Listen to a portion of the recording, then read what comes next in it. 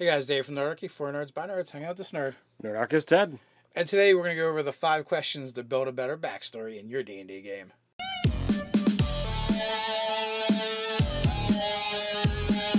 Jump down the description below where you can sign up for Nerdarchy the News Letter, get weekly gaming tips, as well as learn how to game with us. Alright, so we came up with 5 questions in order to build a better backstory for your D&D game, for your D&D character. And there is tons of information you can find on this all over the interwebs a lot of it is for us, or just like in general creating characters for stories and things like that. So we decided to kind of like nail it down to specifically to Dungeons and Dragons and how it's going to benefit you when you're creating your character. So also, there's several different methods for backstory, and one is you create everything before you start, and the other is you kind of fill it out as you go. Exactly. I've gone in both directions. I think it's much easier to figure out what the character is mechanically and then make a story. But I've seen other people, go the other direction. And I've also seen people play their character for a while and just start making up the backstory as they play. And there's advantages to both. So number 1 on our list is class. So the question is, who taught you your trade? So if class is so important, it is the bulk of what you are as a starting adventurer. You had to get started somewhere. Well, in D&D specifically, it's the bulk of what you are, who you are throughout your whole entire career in the game, in the campaign. So yes, who taught you your trade or your craft? Was it individual, like a tutor, or a mentor, or an apprenticeship, or did you belong to an organization like a guild or a college, for like if you're a bard or a wizard or something along those lines? Is it something in your family that's been handed down from generation to generation? Or did you just kind of stumble upon what you're doing and you're like figuring it out as you go? Are you a cleric, a warlock, or a sorcerer where it's just like, yeah, I kind of got these powers. I'm just cool like that. It just happened. It just happened. So like these things are going to, kind of catapult you into the basis of what you are. And it's not in any way, shape, or form the origination of your character, but it's, I think, going to be a big telling. If you're lawful good, but we're trained by somebody who's neutral or evil, like what kind of challenges, what kind of issues did that cause in your training? So all of this, who did it, how was it done? It all speaks to what you are as an adventurer. But not only that, too, it's going to create the possibility of NPCs that are going to start populating your backstory as well, so your DM can, give you greater ties to the world. So the next thing is race. Where did you come from? This is going to be kind of a biggie because not only is a key factor from where you came from and your backstory, but going forward, it is going to be one of the first representations of you that people have when they just look. They're just going to glance at you. You're a dwarf. You're an elf. You're a tiefling. Oh my! You're a dragonborn. There's these things that are going to come up, and then from there even further, you're going to go, well, did you grow up with your race, or were you an orphan raised by another race? Or did you grow up in a metropolitan city where there's either a section or ghetto where just only your race is, or were you the predominant member in that city?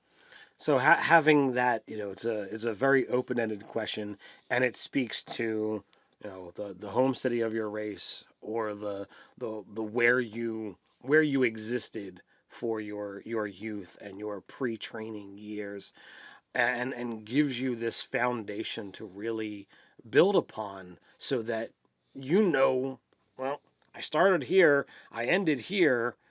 Well, now we've got this bit in the middle to fill in. It also might inform how your character views other people and other races as well. From one of two ways. One is you kind of line up with the rest of your race. Oh, it's a pointy ear elf. I'm a dwarf. I hate those guys. Or you're playing against type and you're like, I'm a dwarf. I'm a real dwarf, but man, I'm fascinated by elves and the things they do, and maybe you're even a little bit of a fanboy for the pointy ears, So you can use this to mix things up, or double down on that trope. So the next thing we have is alignment, and alignment is a big sketchy section that I know a lot of people really hate, but it's very important to the system of D&D, and it's a good basis for the archetypes that we have as heroes to go off and do these wondrous quests that D&D is all about. Alignment can be a little ambiguous, and some people don't like restraining themselves to having a certain ethos that their character follows, and they just want to do whatever. And if you really look at the alignment system, it's not designed for that. It's designed to say, my character, this is my character's worldviews. This is how he feels about society. This is how he feels about morality, and this is a good place to define your character. If he's a warlock, cleric, or well, not cleric, if he's a warlock or cleric, you know these powers that were thrust upon him, is he going to use them for good or ill now? And maybe if it's the case of the powers are thrust upon him and he didn't really have a choice, maybe he uses them against the type that you would expect from their patron or their deity. So you can use alignment to guide your character and guide how he would interact and react to NPCs and situations from his past and his backstory, as well as moving forward when he interacts with other people as well. And also, you can also use this backstory element to say you started off one way, but you're on this arc to go someplace else, whether it's good to evil or evil to good. And it really does speak, because you have to ask, what made you this way? If you're the lawful good character, why are you so good? Is it because you were brought up in a positive upbringing, a great society where you only ever saw the good parts? So, of course, why would I do anything but be a good person? Or were you in such a horrible upbringing that you decided at one point in time, I want to strive to be better so that I can not only lift myself up but lift others up as well? And you can go in that kind of direction with every single alignment. Just the farther that you get away from that middle, the harder it is to figure out where that where those lines cross. And also, too, you can look at your class and your race in conjunction with your alignment to say, well, what are these races? What are these classes? Where do they lean towards? And you can use that to again play with tropes, whether it's going with or going against, and then coming up with why. Maybe you're a dwarf, and dwarves are typically lawful good. They believe in rigid, structured societies. They like to be organized. But you know what? Maybe you're the rebel of dwarves, and you want to cast off those shackles, and you've lived your whole life this way. But so much so you've actually rebelled and gone so far the other way. You're actually chaotic in nature. So you can just play with these different things, or maybe you're an elf and you grew up amongst dwarves, and elves tend to be towards like chaotic good, and be more free form in the way they live and experience things. But because you grew up with dwarves, you basically are more orderly and lawful now. So you had touched on, a character arc in regards to alignment, starting one place at the start of the game and wanting to plan an adventure to go in one direction. And alignment shifts aren't a common thing. So that's something you want to work with your GM when you're actually going to do that. I actually had a character that I played in a game years ago where I started off neutral. The plan was to become evil, so there had to be some temptation, something that happened to my character to push me in that direction. And that GM worked with me and allowed these things to happen and come out throughout the game. And you know it was a fun arc to actually play and to go in that direction. But so if you're thinking about alignment shifts, it's something you should really work with your DM, because they should be a big deal. Right, and it'll make the transition much more smoother if you both are in on it. Right. So whether you're trying to go from hero to fallen hero, or they're going for a hero redemption story, either way, it makes for a fun arc for your character. But it's got to start somewhere. So alignment, backstory, that's where we would start that at.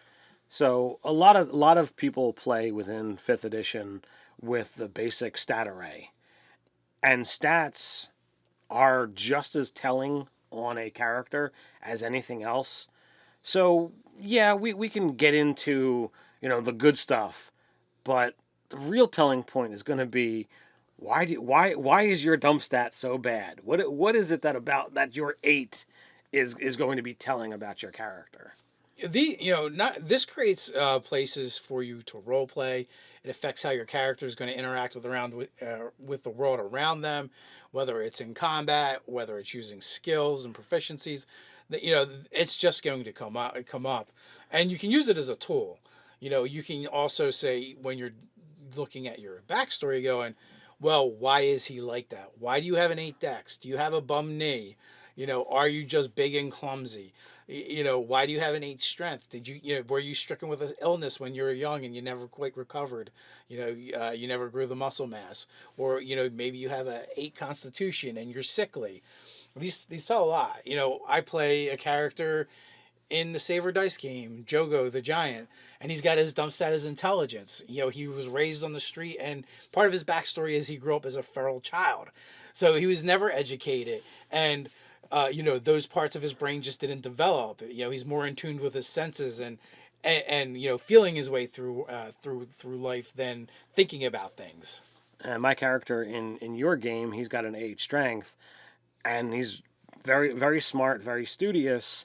So I was like, well, what is someone likely to do if they're sitting and reading books, and that's their pastime, that's their hobby? Well, a lot of times people are always depicting their characters, or frequently depicting characters, as these robust picture of health characters. So I'm like, well, what if I made a Friar Tuck like character, the overweight, the obese?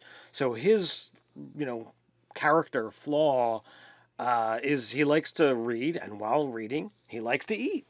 So he's overweight. Of course, he's not going to have a whole lot of strength because he's moving around mass that he hasn't actually trained to do anything with. He wants to just sit. So, yeah. Yeah, I have a character in one of my games that they're playing a tiefling paladin, and their backstory is they actually started off as a gnome and they were reincarnated into a tiefling. So they're used to being a gnome and being small and nimble. They're not used to being so big and having a tail, and it's made them clumsy, and that's why they have an 8 dex. So you can have a lot of fun with your dump stat and really define that moment throughout your life that led up to this point. Why it's like that.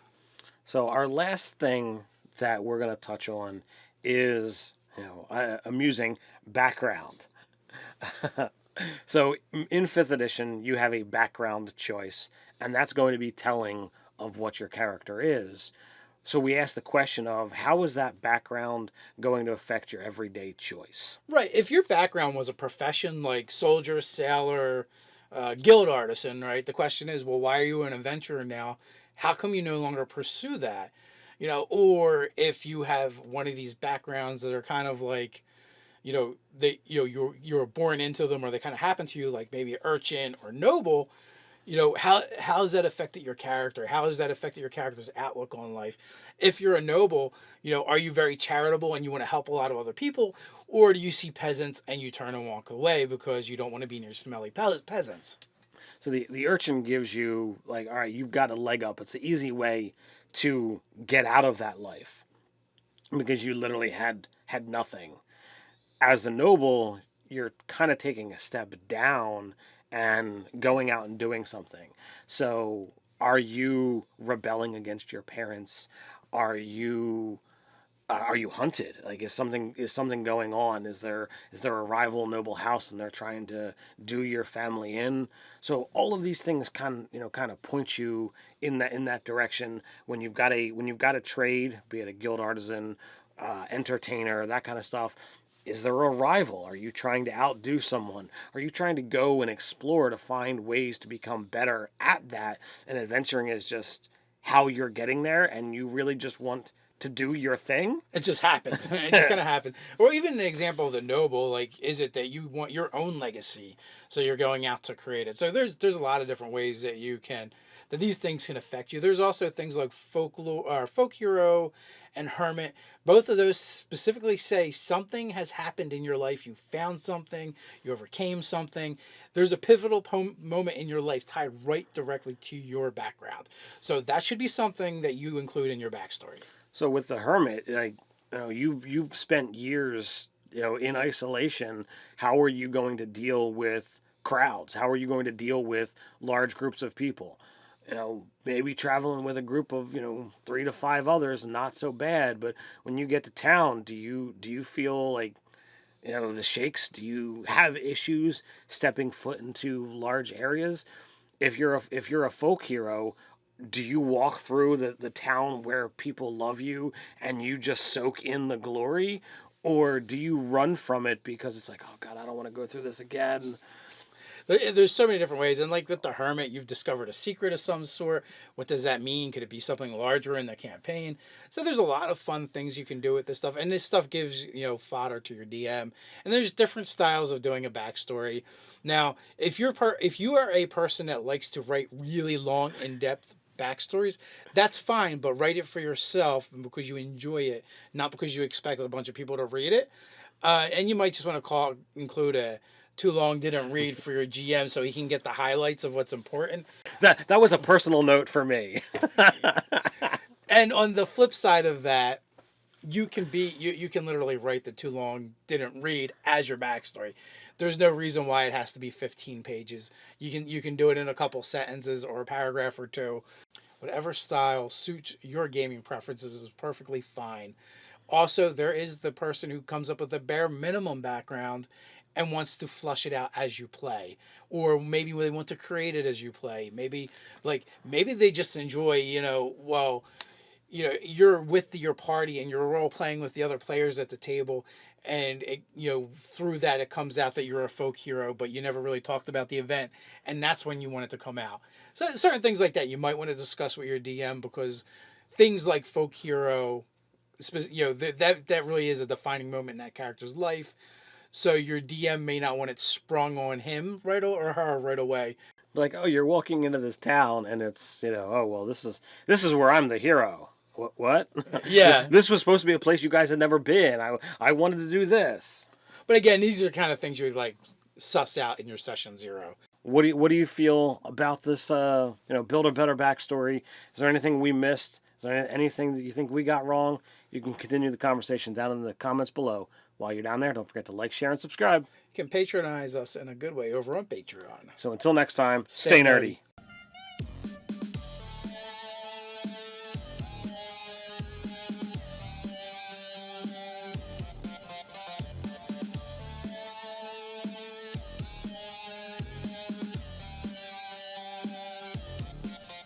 So the question is, who taught you your trade? So if class is so important, it is the bulk of what you are as a starting adventurer. You had to get started somewhere. Well, in D&D specifically, it's the bulk of what you are, who you are throughout your whole entire career in the game, in the campaign. So yes, who taught you your trade or your craft? Was it individual, like a two? Hey guys, Dave from Nerdarchy, for nerds by nerds. Hang out with this nerd. Nerdarchy is Ted. And today we're going to go over the 5 questions to build a better backstory in your D&D game.